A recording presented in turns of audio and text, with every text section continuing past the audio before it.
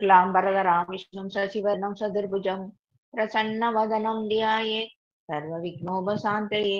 ॐ नमः शिवाय परमेश्वराय शशिशेखराय नमः। ॐ भवाय गुणचम्भवाय शिवताण्डवाय नमः। ॐ सौं सर्वणभव श्रीं ह्रीं क्लीं क्लौं सौं नमः।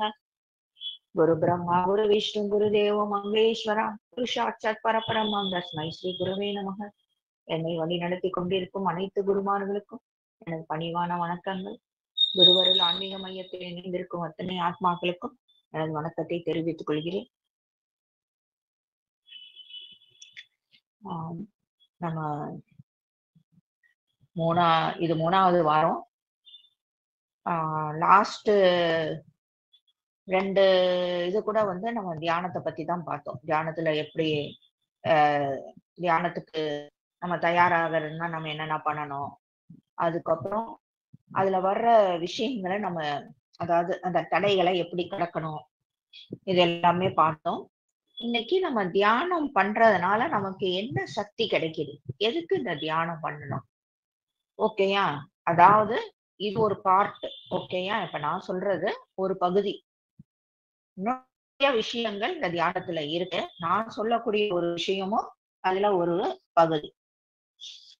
சோ தியானத்துல என்ன ஆகுது, தியானம் என்ன அப்படின்னா ஒரு ஒரு ஒன்லைன் ஆன்சர்ல சொல்றாங்க. நம்ம என்ன சொல்லணும் ஆக்சுவலா, அதுக்கு கரெக்டான ஆன்சர் அப்படின்னா விழிப்புணர்வுன்னு ஒரு விஷயம் இருக்கு. பொதுவா நம்ம வெளியில இருக்கிற விஷயங்கள்ல நமக்கு ஒரு அலர்ட்னஸ் இருக்கும் இல்லையா? அலர்ட்னஸ் அந்த ரோட்ல போறோம், சுத்தி முத்தி பார்ப்போம், வீட்டுல இருந்தா கூட அவங்க என்ன பண்றாங்க, இவங்க என்ன பண்றாங்க, எல்லாமே கரெக்டா போகுதா, இது எல்லாமே என்ன அப்படின்னா அலர்ட்னஸ், ஓகேயா?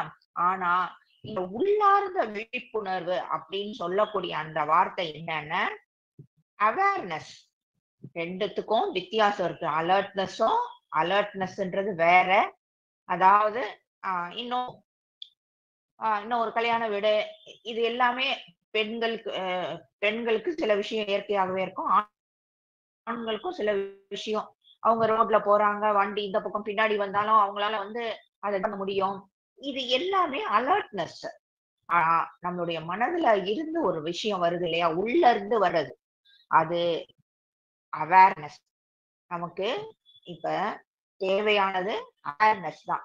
இந்த உடல் அப்படின்றப்ப அது ஒரு புழுப்பூச்சிக்கு கூட இருக்கும் அலர்ட்னஸ். என்னன்னா அது நடந்து அப்படியே நடந்து போறப்ப சுத்தி முத்தி ஏதாவது நம்மள பறவை ஏதாவது கொத்திருதா என்ன அப்படின்ற மாதிரி அது பார்த்துக்கிட்டே தானே போகும். அது பாட்டுக்கு அப்படியே ராஜநட மாதிரி நடந்து போகுமா? அது எல்லா உயிரினங்களுக்கும் இருக்கும் ஒரு பொதுவான விஷயம் அந்த அலர்ட்னஸ். ஏன் அந்த அலர்ட்னஸ் அப்படின்னா அதோடைய அந்த உயிரை காப்பாத்திக்கிறது.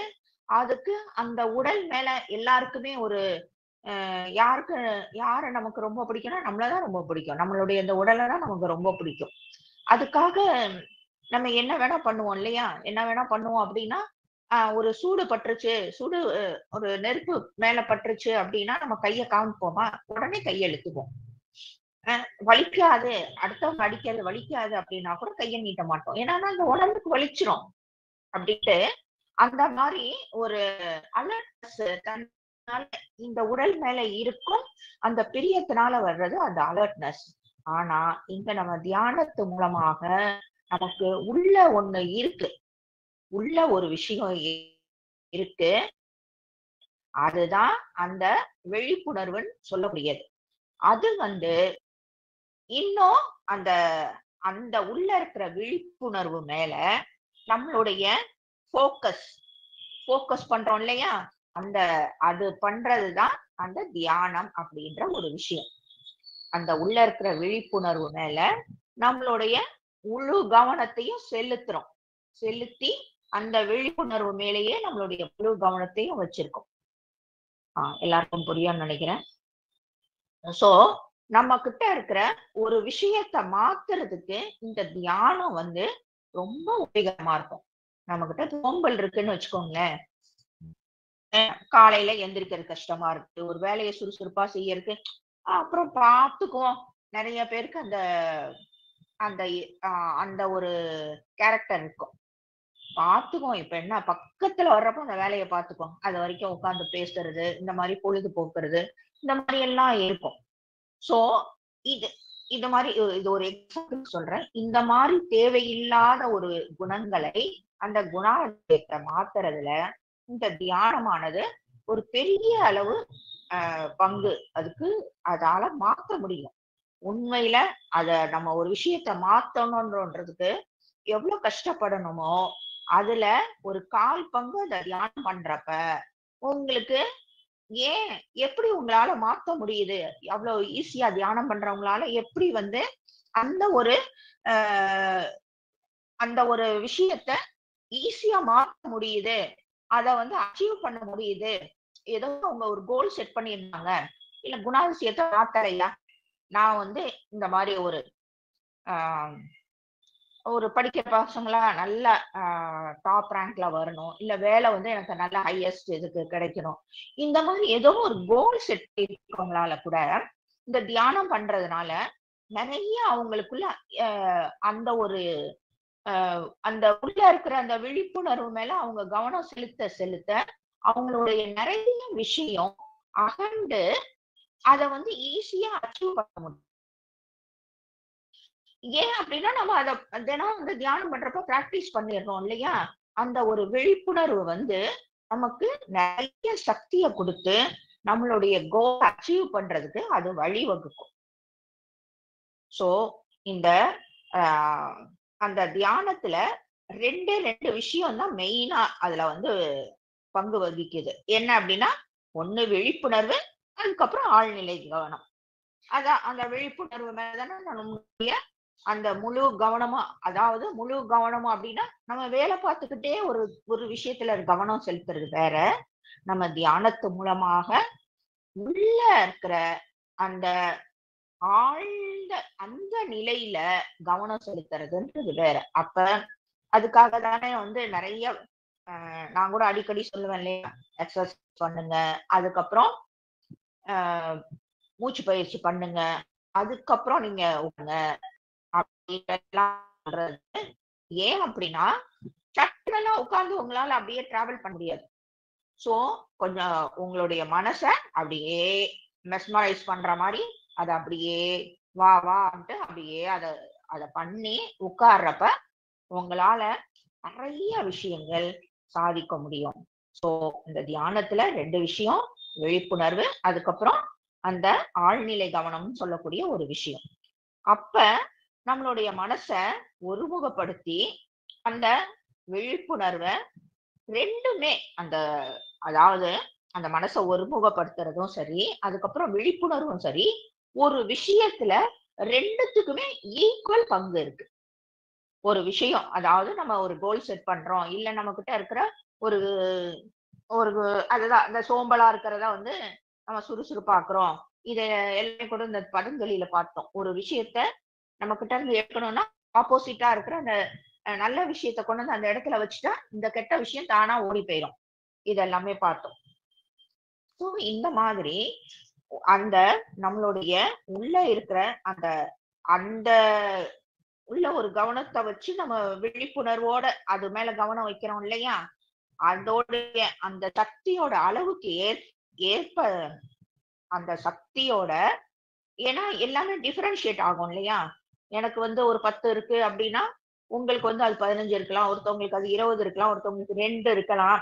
அந்த மாரி அந்த அ அளவுக்கு ஏத்த மாரி, அந்த அந்த பூரணத்துவத்துக்கு ஏத்த மாரி, உங்களுடைய அந்த இண்டிவிஜுவலா இருக்கிற அந்த வில் பவர் ரொம்பவே மேம்படும்.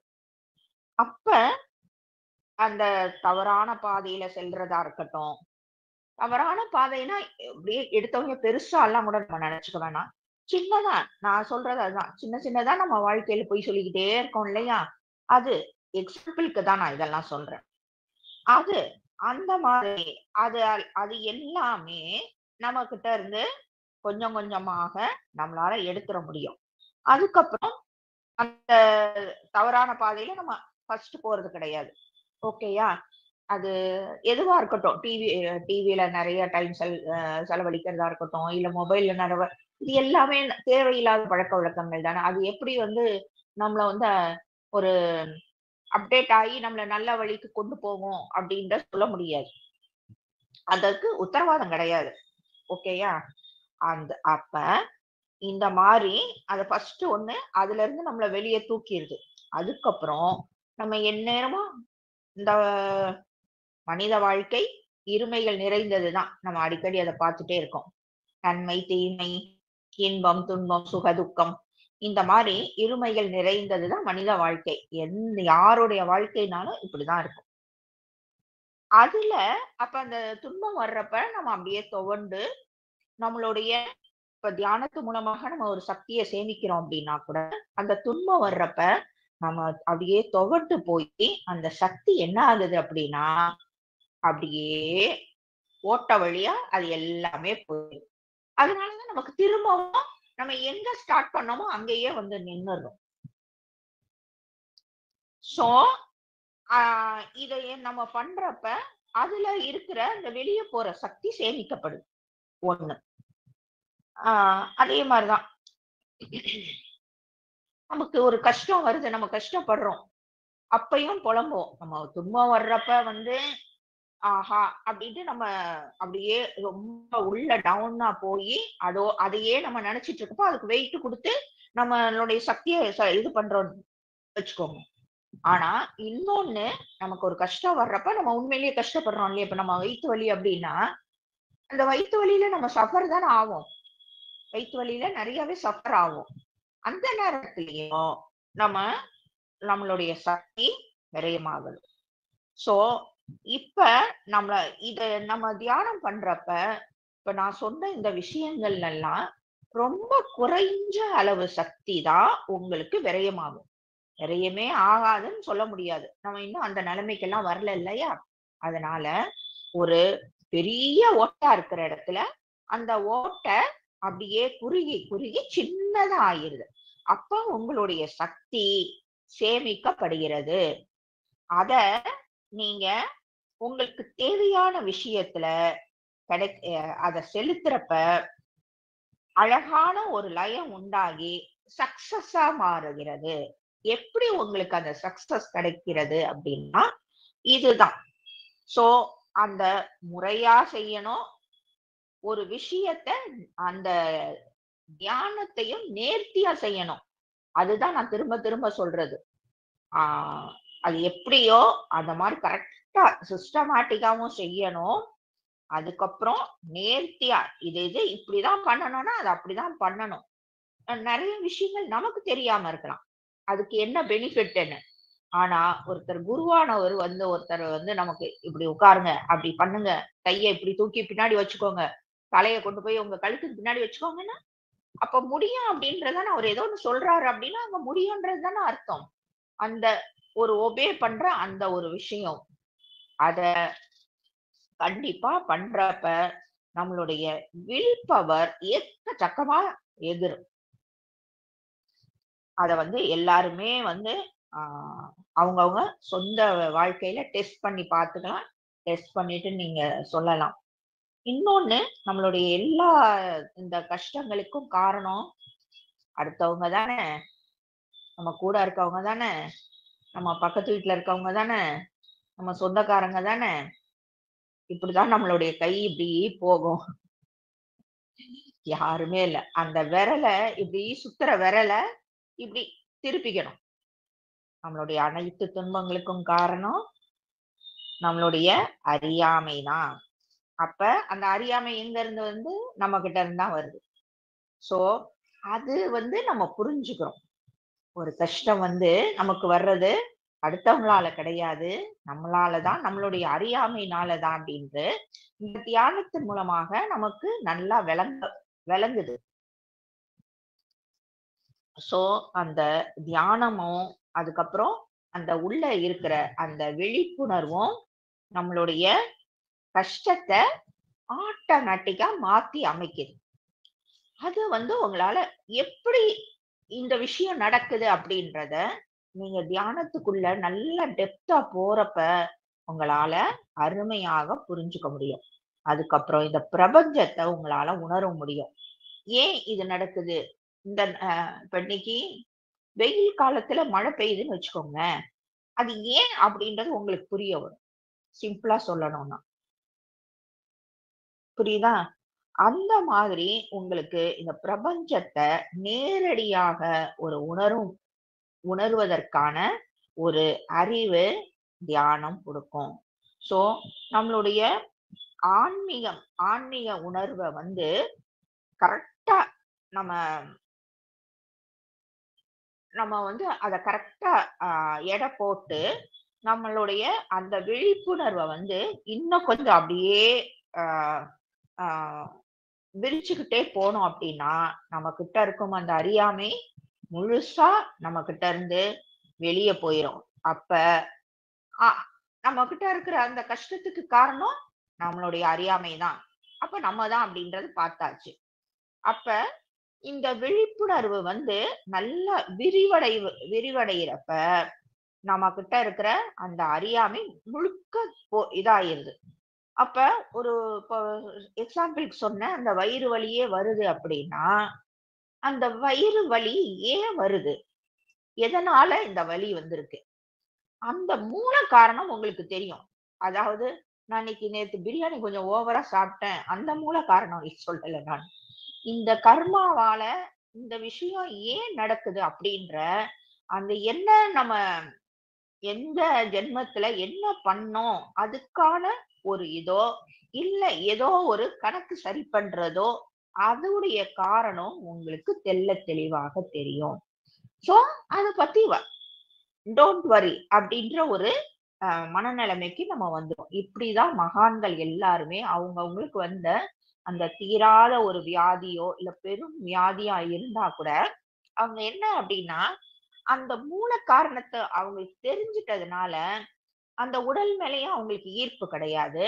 அந்த உடல் மேலேயே அவங்களுக்கு ஈர்ப்பு கிடையாதுன்னா அந்த உடல் மேல வர அந்த வியாதி மேல அவங்களுக்கு எப்படி வந்து ஒரு ஈர்ப்போ ஒரு பயமோ இருக்கும். அந்த வலிய மட்டும் அவங்க அனுபவிச்சுட்டு அவ்வளவுதான். அதுல இருந்து அவங்க வெளிய வந்துருவாங்களே ஒழிய, அதுல போய் அவங்க கனெக்ட் ஆயிட்டு இருக்க மாட்டாங்க. அவ்வளவுதான். இது என் உடம்பு. இந்த உடம்புக்கு என்னமோ அ ஏதோ ஒரு படத்துல நினைக்கிறேன். விசு பழைய படம் அது. சம்சாரம் அது மின்சாரம்னு நினைக்கிறேன். அவர் வந்து குடும்பத்துல ஒரு அக்கறை இல்லாத ஒரு ஆண்மகன். அப்ப பொண்டாட்டி வீட்டு வேலை செஞ்சுதான் குடும்பத்தை நடத்துவா. ஏதோ ஒரு எதிர்பாராத ஒரு செலவு வந்துரும். அப்ப மேல இருக்கிற இந்த அண்டா குண்டா எல்லாம் இறக்கி அதை அடகு வைக்கிறதுக்காக அவ இறக்குவா. அப்ப இவரு பாப்பாரு. பார்த்துட்டு பாவம் அவளுக்கு ஏதோ கஷ்டம் போல இருக்கு அப்படின்ட்டு தனக்கு அதுல எதுவுமே இல்ல அப்படின்ற மாதிரி அந்த மாதிரி மகான்கள் வந்து இந்த உடம்புக்கு ஏதோ கணக்கு இருக்கு, அந்த உடம்பு அதை அனுபவிக்குது. அந்த மாதிரி வெறும் ஒரு சாட்சியா மட்டும் இருந்து அத பார்த்துட்டு அதுக்கும் எனக்கும் சம்பந்தம் இல்ல அப்படின்ற மாதிரி அவங்க அழகா நீட்டா இருந்துக்கிறாங்க. ஆனா நாம இந்த நம்மளாதான் இந்த அந்த துன்பம் அந்த துயரம் இதெல்லாம் நம்மளாதான் நம்மள திணிச்சுக்கிறோம். ஆஹ் ஒரு விஷயம் நடந்துருச்சு அப்படின்னா நம்ம அதுல இருந்து உடனே ஓகே நடந்துருச்சு, எல்லாருக்கும் வலிக்கும், அவங்கவுங்களுக்கு வந்தாதான் வலியும் வேதனையும். அத வந்து யாராலையும் இல்லைன்னு சொல்ல முடியாது. பேசுறது அதே மாதிரி ஈஸி. ஆனா ஓகே வந்துருச்சு, எதிர்பாராத சில விஷயம் நடக்குது அப்படின்னா உடனே நம்ம எப்படி அதை ஹேண்டில் பண்ணணும் அப்படின்னு நெக்ஸ்ட் ஸ்டெப்புக்கு தாவிரணும்.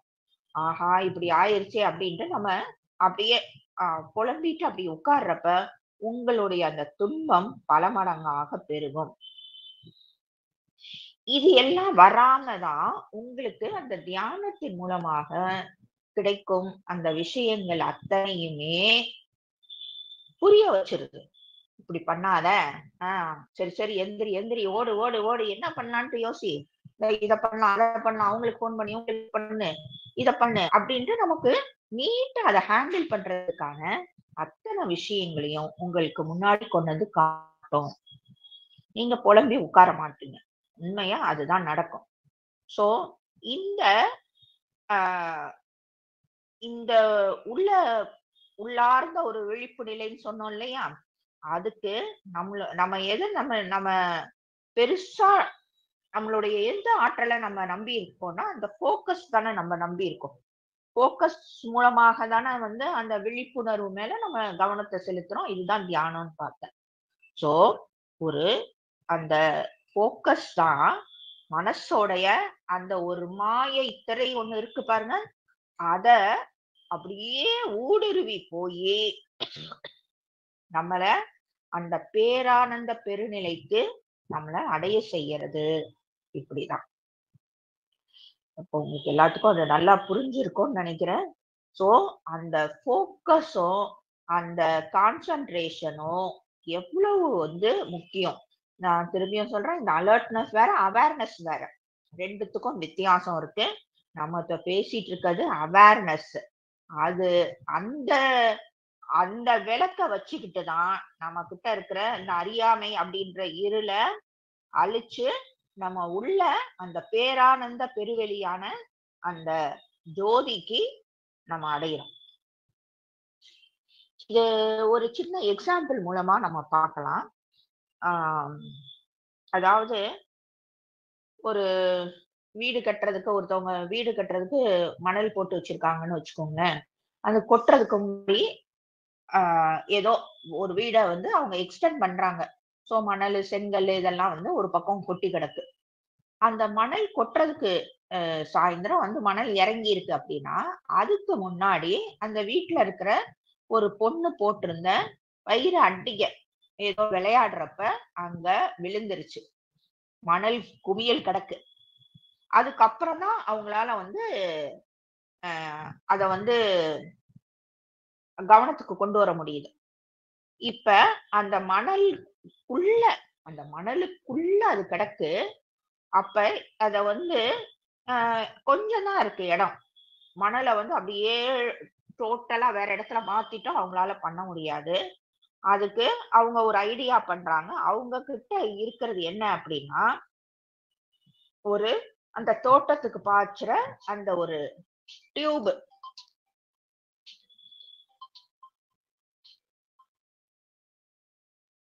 தண்ணி பாய்ச்சுற அந்த டியூப் என்ன அந்த குழாயில இருந்து கனெக்ட் ஆகிருக்கு. அந்த டியூப், அதுக்கப்புறம் அது வழியா வர்ற ஒரு ஜல்லடை. இது மட்டும் அவங்களுக்கு இப்ப அந்த மணல்ல இருந்து அந்த நகையை எடுக்கிறதுக்கு இதை வச்சுதான் இதை யூஸ் பண்ணிதான் அவங்க எடுக்க முடியும். கொஞ்சமா இடம் இருக்கிறதுனால அந்த மணலை டோட்டலா நகர்த்த முடியாது. அப்ப இந்த அந்த தண்ணி பாய்ச்சுற குழாய் இருக்கு பாருங்க, அது வழியாக அந்த தண்ணி பாய்ச்சுற குழாய் அத அந்த ஒரு எண்டுல ஒரு எண்டு டேப்ல இருக்கு, ஒரு எண்டு அந்த ஜல்லடையில இருக்கு. ஓகேயா?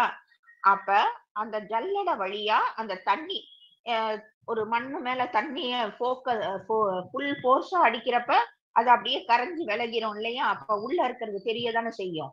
அந்த ஒரு ஐடியால இவங்க பண்றாங்க. ஆனா இந்த ஜல்லடை வச்சு அவங்க பண்றாங்க. அப்ப இத்தனை ஜல்லடையில நிறைய ஓட்டை இருக்கும் தானே? அது வழியாக அந்த தண்ணியை அவங்க அடிக்கிறப்ப அந்த தண்ணி என்ன ஆகுது? அது ஒவ்வொரு ஓட்டைக்கும் பிரியறதுனால கிளிக் ஆகல இந்த ஐடியா. ஓகேயா? லைட்டா தான் மண்ணு கரையுதே ஒழிய அந்த நகைய கண்ணுல கூட அவங்களால பார்க்க முடியல. அப்ப யோசிக்கிறாங்க, சரி என்ன பண்ணலாம் அப்படின்ட்டு. யோசிக்கிறப்ப மத்த மத்த ஓட்டையெல்லாம் அடைச்சிட்டு ஒரே ஒரு ஓட்டைய மட்டும் வச்சு அது வழியாக தண்ணிய பாய்ச்சுறப்ப அந்த நல்ல தண்ணி ஃபோர்ஸா வர்றப்ப அந்த மணல் விலகி உள்ள இருக்கும் அந்த வைர அட்டிகை கண்ணுக்கு படுது. கண்ணுக்கு பட்டு அவங்க எடுத்துக்கிறாங்க. இதேதான் இந்த எக்ஸாம்பிள் தான் நம்ம கிட்ட இருக்கிற அந்த விஷயத்திலையும். இப்ப நம்ம சொன்னோம் இல்லையா, நம்ம கிட்ட இருக்கிற அந்த விழிப்புணர்வும் அந்த ஃபோக்கஸ் ஆன இந்த உள்ளார்ந்த அந்த கவனமும் தான் நம்ம கிட்ட இருக்கிற சக்தி. அந்த விழிப்புணர்வையும் அந்த உள்ளார்ந்த கவனத்து மூலியமாக தான் அந்த விழிப்புணர்வுக்கு போக முடியும். இத வச்சுதான் நம்ம இதுதான் ரெண்டும் சேர்ந்ததுதான் தியானம். இத வச்சுதான் நம்ம நிறைய விஷயத்த அடையறோம். அப்ப இதே மாதிரிதான் இந்த அந்த டியூப் வழியாக அந்த நிறைய ஜல்லடையில இருக்க ஓட்ட வழியாக நம்மளுடைய காமம், குரோதம், லோபம் இந்த மாதிரி அத்தனை உணர்ச்சிகள் வழியாக நம்மளுடைய எனர்ஜி எல்லாம் வேஸ்ட் ஆகி நமக்கே அது யூஸ் ஆக மாட்டேங்குது. சோ அந்த ஃபுல்லா போக்கஸ் பண்ணி அந்த ஒரு ஓட்ட வழியாக மட்டும் அந்த தண்ணிய வேகமா அடிக்கிறப்ப கண்டிப்பாக நமக்கு அந்த பேரா நிலை கிட்டுது. இது சரியா? எனக்கு இந்த பேரானந்த பெருநிலை எல்லாம் போகணும்ன்றலாம் எனக்கு ஒன்றும் பெரிய ஆசைலாம் இல்ல. அத இன்னும் கொஞ்சம் வயசு ஆகுறப்ப நான் பாத்துக்கிறேன். இப்ப என்னுடைய வாழ்க்கைக்கு வாழ்வாதாரத்துக்கு தேவையான நிறைய விஷயங்கள் எனக்கு தேவையா இருக்கு. அது நியாயம் தானே? நம்மளுடைய வாழ்க்கைய நம்மளுடைய இறுதி வரைக்கும் நம்ம கண்டிப்பா ஒரு சரியான முறையில தான் நடத்தி ஆகணும். இதுக்கு வேற ஆல்டர்னேட்டிவ் வழியே கிடையாது. அப்ப இதுக்கெல்லாமும் இதேதான். உங்களுடைய அத்தனை தேவையில்லாத விஷயங்கள் மூலமாக உங்களுடைய எனர்ஜி செலவாகிறதெல்லாம் ஒரே விஷயத்துல குவிக்கிறப்ப கண்டிப்பாக அதை எங்க பிராக்டிஸ் பண்றீங்க? நான் ஸ்டார்டிங்ல இருந்தே நான் சொல்றது அதுதான். தியானத்தின் மூலமாக ஒரு விஷயத்தை நீங்க பிராக்டிஸ் பண்ணி அதை உங்களுடைய சொந்த வாழ்க்கையில அதை அப்ளை பண்றீங்க. இப்ப ஒரு பையனே வச்சுக்கோங்க. ஒரு பையனோ ஒருத்தர் கொஞ்சம் ஒரு 20 வயசு பையனோ என்னமோ அந்த பையனுக்கு ஓட்டப்பந்தயத்தை ஓடுறதுக்கு ட்ரைனிங் கொடுக்கறதுக்கு ஒரு கோச்ச வச்சு ட்ரைனிங் கொடுக்கறாங்க. அவனும் நல்லா ஓட கத்துக்கிறான். ஆனா அவன் இந்த கிரவுண்ட்ல தான் ஓடுவான். கிரவுண்ட்ல இப்படிதான் இருக்கும். எல்லாம் அதுக்கேத்த மாதிரிதான் அவன் பிராக்டிஸ் ஆகுறான். வேகமா ஓடுறதுக்கு எல்லாம். ஆனா ஒரு இக்கட்டான சூழ்நிலையில ஒரு திருடனோ இல்ல ஒரு கொலைகாரனோ ஏதோ திருடுறதுக்கு வர்றவன் அவனை மிரட்டுறப்ப அவனுடைய அந்த ஓடும் திறன் அவனுக்கு யூஸ் ஆகுமா ஆகாதான்? இதேதான் நம்ம கிட்ட இந்த தியானத்தின் மூலமாக நம்ம நிறைய விஷயங்களை பிராக்டிஸ் பண்றோம். அதை அப்ளை பண்ணி நம்மளுடைய இந்த டெய்லி ஆக்டிவிட்டிஸ்லயும் சரி நம்மளுடைய வாழ்க்கையில நடக்கக்கூடிய அத்தனை விஷயங்களுக்கும் என்னென்ன தேவையோ அது இங்க இருந்து உங்களுக்கு அந்த சுரங்கத்துல இருந்து வர்ற மாதிரி அத்தனையும் இதுல கொஞ்சம் ஒரு கரண்டியை மொண்டு ஊத்து, இன்னைக்கு இந்த ஒரு விஷயம் நடந்திருக்கா, இதுல ஒரு கரண்டியை மொண்டு ஊத்து, நாளைக்கு வேற ஒரு விஷயமா அதுல இருந்து இன்னொரு கரண்டியை மொண்டு, அது அப்படியே உங்களுக்கு சொன்ன மாதிரி ஊறிக்கிட்டே இருக்கும். புரியுதா? அதுல நீங்க எதுக்கு என்ன எவ்வளவு தேவையோ இன்னைக்கு 2 கரண்டி வேணுமோ எடுத்துக்கோ. இதுதான் பிராக்டிக்கலா சிம்பிளா சொல்லணும்னா இதுதான் நம்மளுடைய நடக்குது. சோ நம்மளுடைய மனசும் இதே மாதிரிதான். ஆயிரக்கணக்கான மணல்ல எண்ண முடியாது தானே? அந்த மாதிரி நம்ம மனசுலயும் தேவையில்லாதது அத்தனை விஷயங்களும் நிறைஞ்சுதானே கிடக்கு. இப்பயா தானே கிடக்கு.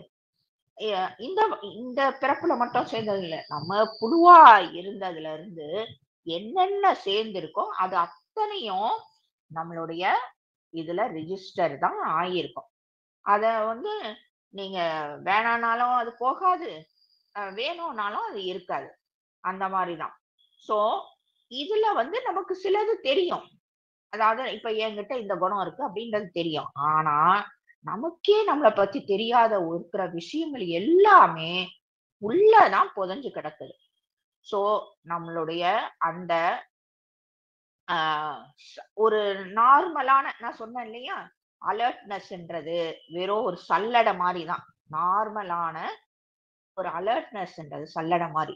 ஆனா அதுல வர்ற இந்த தண்ணியோட ஓட்டம் அப்படின்றது நம்மளுடைய ஆற்றல்னு வச்சுக்கலாம். ஓகேயா?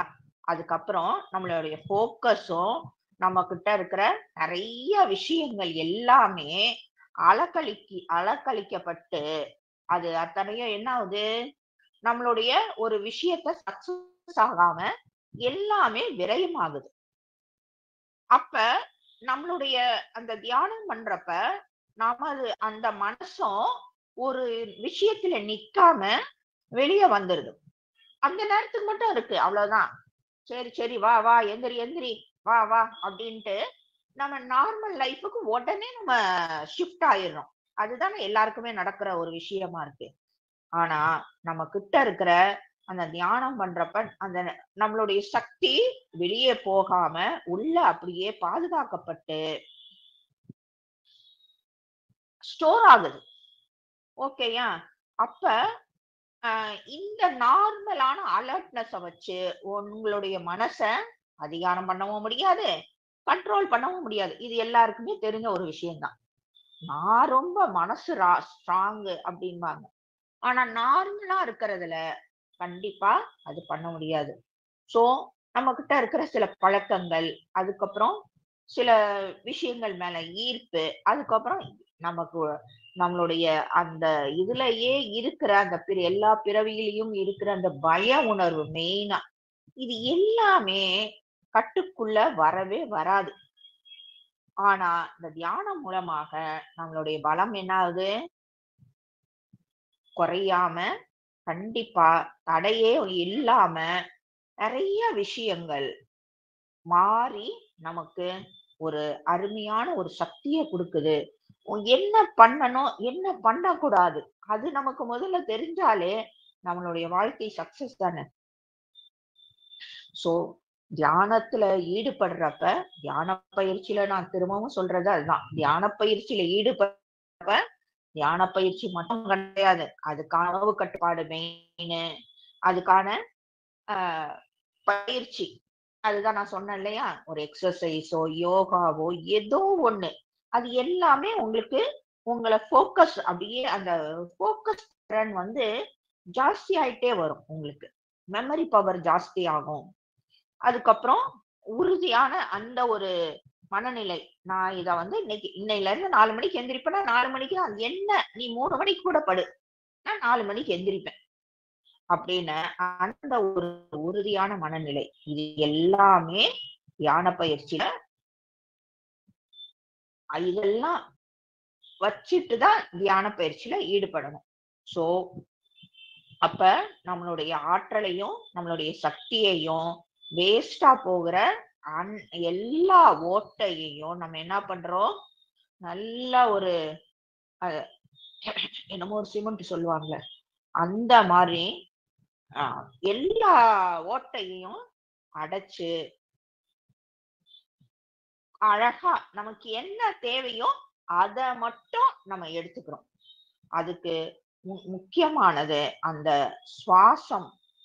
ஏன்னா அதுதான் நம்மளுடைய அந்த கவனம் நல்லா அந்த விழிப்புணர்வுக்கும் அந்த உள்ளார்ந்த கவனத்துக்கும் முக்கியமானது. சோ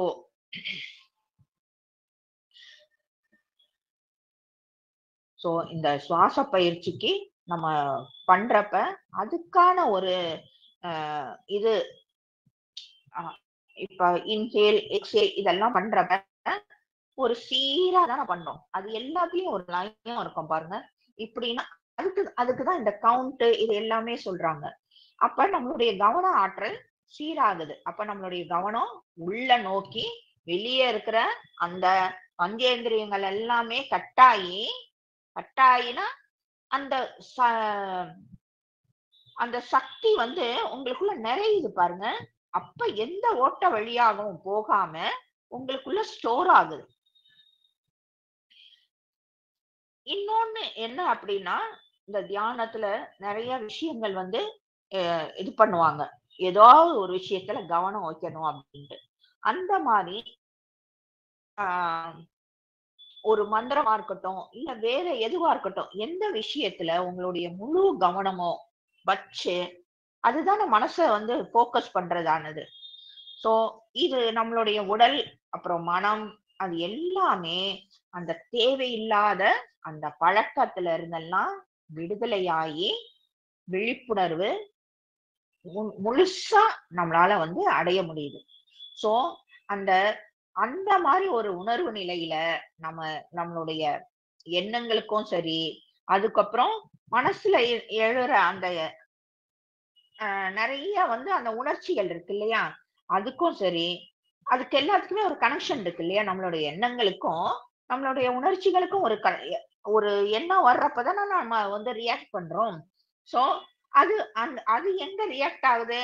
நம்மளுடைய உடல்ல தான். சோ இது எல்லாத்தையும் நம்மளால அப்படியே ஸ்கேன் பண்ணி பாக்குற மாரி. சோ இது வருது, அது இப்படி பண்ணுது, அடுத்து இப்படி பண்ண போகுது அப்படின்றத உங்களால ஈஸியா சோ நம்மளுடைய வாழ்க்கையில நடக்கிற அத்தனைக்கும் நம்ம எதிர்த்து செயல்படுறோமா இல்லையா, இல்ல அத அக்செப்ட் பண்ணிட்டு போறோமா, எதனால அப்படின்றத ஈஸியா நம்மளால புரிஞ்சுக்க முடியும். அப்ப இந்த மாதிரி நமக்கு அழிவை ஏற்படுத்தாத ஸ்ட்ராங்கான ஒரு வழிமுறைகளை நம்ம செலக்ட் பண்ணி அதுல வந்து நம்ம தீவிரமாக நம்ம செயல்பட தொடங்குறோம். அது மூலமாக நம்மளுடைய வாழ்க்கையில் நிறைய விஷயங்களை சக்சஸ் பண்ணிக்கிறோம். நிறைய உங்களுக்கு ஒரு ஆஹ் உடல்ல ஒரு நோயா இருக்கலாம், உடம்பு முடியாம இருக்கலாம், இல்ல மனசு மனசு சரியில்லாம இருக்கலாம், குடும்ப சூழ்நிலை இருக்கலாம், இல்ல வெளிய வேலை வாய்ப்பு, இல்ல பினான்சியல், எதுவா இருக்கட்டும். அங்க உங்களுடைய சக்தி எல்லாம் சேகரிக்கப்பட்டு உங்களுக்கு என்ன தேவையோ அந்த இடத்துக்கு அந்த சக்தி எல்லாமே பாயும். அப்ப ஒரு வீக்கா இருக்கவங்களுக்கு எப்படி வந்து இந்த குளுக்கோஸ் ஏத்துறதுன்னு சொல்லுவாங்க இல்லையா? பெட்ல படுக்க வச்சு ஃபுல்லா அந்த ஒரு பாட்டில் குளுக்கோஸ் ஏத்துனா அவங்க நல்லா ஸ்ட்ராங்கா ஆயிடுற மாதிரி அந்த விஷயம் சீர்படுகிறது. அப்ப இது எந்த அளவுக்கு நம்மளுடைய வாழ்க்கையில இன்றியமையாத ஒரு விஷயம் அப்படின்னு நம்ம தெரிஞ்சுக்கலாம். சோ இந்த தியானத்துல நம்மளுடைய ஒரு பண்பட்ட நிலை அப்படின்னு சொல்லக்கூடிய அந்த ஒரு ஸ்டேட்டுக்கு நம்ம வந்துட்டோம்னு வச்சுக்க முடியும். நம்ம கிட்ட ஏற்கனவே நிறைய ஆற்றல் இருக்கு, புரியுதா? அது ஆற்றல் இருக்கு, எனர்ஜி இருக்கு, பவர் இருக்கு, எல்லாமே இருக்கு. ஆனா அது எல்லாமே வேஸ்ட் ஆயிட்டு இருக்கு. அது எல்லாத்தையும் ஒரு இடத்துல குவிக்க செய்யற அந்த ஒரு அந்த ஒரு நிலைக்கு நாம வந்துடுறோம். நம்ம யாருக்கிட்டையும் போய் கையேந்தணும்ன்ற அவசியம் இல்லை. நீ இதை முடிச்சு கொடு, நீ இதை முடிச்சு கொடு, நம்மளாலேயே எல்லாம் முடியும் அப்படின்ற அந்த உண்மை நமக்கே வந்து புலப்படுது. இது ஒரு சின்ன கதை மட்டும் சொல்லி முடிச்சுக்கிறேன். நம்மளுடைய எல்லா செயல்கள்லயும் எதுவா இருக்கட்டும், நீங்க யாராவது கிண்டலா கேட்கிற விஷயமா இருக்கட்டும், மனசுல நினைக்கிற எந்த விஷயமா இருக்கட்டும், எல்லாத்துலயுமே இறைவன் இருக்கிறார். கண்டிப்பா இறைவன் இருக்கார். அத முதல்ல நீங்க எல்லாருமே வந்து உறுதியா நம்பணும். இந்த கோயில்ல தான் இருக்காரு, இங்க இல்ல, இந்த இடத்துல இல்ல, அது அப்படியே கிடையாது. ஓகேயா? எல்லா எல்லா நம்மளுடைய எல்லா செயல்கள்ல, நம்மளுடைய மூச்சுல, இதுல எல்லாத்துலயும் நிறைஞ்சிருக்காரு. ஆஹ் இது எப்படி அப்படின்னா, ஒருத்தனுக்கு வந்து தங்கம்னாலே அவனுக்கு என்னன்னு தெரியாது. தங்கம் எப்படி இருக்கும்னு பார்த்தது கிடையாது. அவனுக்கு எதுவுமே தெரியாது. அவன் யாரு அப்படின்னா, அவன் வந்து இந்த கதை, இதெல்லாம் எழுதுறவன்.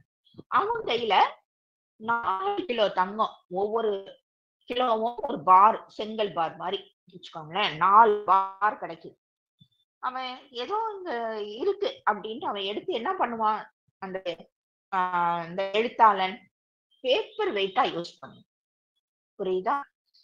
அதே மாதிரி இந்த கடைநிலை ஊழியர்னு சொல்லிய இந்த துப்புரவு பணியாளர் இருக்காங்க இல்லையா, அவங்க கையில இது கிடைக்குது. 4 கிலோ தங்கம், 4 பார். அவங்க என்ன பண்ணுவாங்க, பாத்ரூமை வச்சு தேய்க்கிறதுக்கு, டாய்லெட் அந்த கம்மோடு கிளீன் பண்றதுக்கு. ஏன்னா அவங்களுக்கு தான் தங்கம்னாலே அது ஒரு கல்லு, அவங்கள பொறுத்த வரைக்கும் ஏதோ ஒரு கல்லு, அவ்வளவுதான். சரி, இப்ப சமையல்காரருக்கு 4 கிலோ தங்கம் கிடைக்கும். அவர் என்ன பண்ணுவாரு, ஏதாவது நச்சம் இருக்கு, இந்த இஞ்சி பூண்டு நச்சம் இருக்கு, இல்ல பூண்ட நச்சம் இருக்கு, இந்த மாதிரி மிளகு தூள் பண்றதுக்கு இத யூஸ். அதுக்கப்புறம் ஒரு இந்த பண்ணையில வேலை பார்க்கிற ஒருத்தனுக்கு கிடைக்குது. அவன் என்ன பண்ணுவான்? கடைநிலையில் ஊழியனா இருக்கிற ஒருத்தனுக்கு அவன் என்ன பண்ணுவான்? அத இந்த மாடுகளை தேய்ச்சு குளிப்பாட்டுறதுக்கு அவன் வச்சுக்கணும். ஆனா இது எல்லாத்தையும் இந்த தங்கத்தோடைய வேல்யூ தெரிஞ்ச ஒரு தங்க நகை கடைக்காரர் பாக்குறப்ப எப்படி ஒரு உயிரெறியும். அட பாவிகளா, அதோட மதிப்பு தெரியுமாடா? டாய்லெட்டை கிளீன் பண்ணவும், மாடை தேய்ச்சு குளிப்பாட்டவும், பேப்பர் வெயிட்டாம யூஸ் பண்றீங்களே, மனசு பதைக்கும். அந்த மாதிரிதான் நம்ம கிட்ட இறைவன் நம்ம கிட்ட இருக்காரு. வேணும்னு சொன்னா கூட போக மாட்டாரு. அப்படி அந்த மாதிரி இரண்டதான் இருக்காரு. இந்த திரும்பி பார்க்காம வெளியே தானே நம்மளுடைய ஸ்மார்ட்னஸ் அதை நினைச்சுக்கிறோம். ஆக்சுவலா நிறைய விஷயத்த சோ கண்ணே தெரியறது இல்ல. அந்த மாதிரி நமக்கு ட்ரைவன நம்ம மாதிரி வேஸ்ட் அத உணர்ந்து அதோடைய அதோடைய உணர்ந்தாதான் அதை வந்து நம்மளால யூஸ் பண்ண முடியும். இது அத்தனை இந்த தானத்துல உங்களுக்கு நிறைய புரிப்படும். இன்னொன்னு இருக்குதானே, எப்ப நமக்கு நம்பிக்கை அது வரைக்கும் என்ன ஸ்மார்ட் இவங்கள வச்சு அவங்கள வச்சு நம்ம ஒரு கணக்கு போடுவோம். அது நடக்காத பட்சத்துல என்ன ஆகும்? அடுத்ததே பயம் வருவாங்க. ஐயோ நான் போறேன் தெரியலையே, பொண்ணு கல்யாணம் வச்சிருக்கனே, காசு இடத்துல இந்த மாதிரி எதுவும்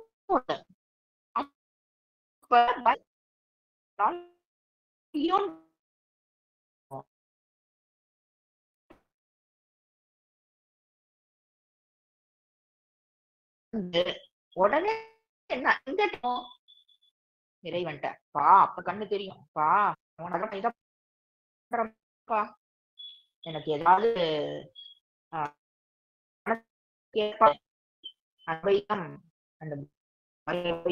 அப்படின்ற ஒரு ஸ்டேஜுக்கு டிரான்ஸ்பர் ஆகும். மோட்சத்துக்கு மறுபெயர் தான். சோ நமக்கு கிடைச்சிருக்கிற அந்த தங்க கட்டி இருக்கையா, தங்க கட்டிய அதோடைய வேல்யூ தெரிஞ்சு நம்ம எல்லாருமே யூஸ் பண்ணி நம்மளுடைய அந்த வாழ்க்கைய இன்னும் மேம்படுத்திக்கிறதுக்கு அதை எந்த அளவுக்கு டிவல் சிம் மாதிரி வச்சுக்கோங்களேன். ஒரு போனுக்கு டிவல் சிம் யூஸ் ஆகுமோ அந்த மாதிரிதான் உங்களுக்கு தியானத்திலயும் நீங்க ஆழ்ந்த நிலைக்கும் போகலாம். இந்த உங்களுடைய இந்த மெட்டீரியல் லைஃப்னு சொல்லக்கூடிய இந்த இதலோக வாழ்க்கையையும் நீங்க சரி பண்ணிக்கலாம். இத வச்சுதான் ஆனா அவங்களோட வாழ்க்கையை அவங்க சரி பண்ண மாட்டாங்க. அவங்கள தேடி வரவங்களுக்கு அவங்க சரி பண்ணி கொடுப்பாங்க. இங்க நம்ம கிட்ட அது கம்மியா இருக்கு. மகான்களுக்கு நிறைய அளவுல அந்த சக்தி அவங்க, அதனால அவங்க எல்லாருக்கும் அதை டிஸ்ட்ரிபியூட் பண்றாங்க. நமக்கு நம்ம தேவையான அளவு நம்ம பண்றப்ப நமக்கு தேவையான விஷயங்களுக்கு அதை யூஸ் பண்ணிக்க. வளமுடன்.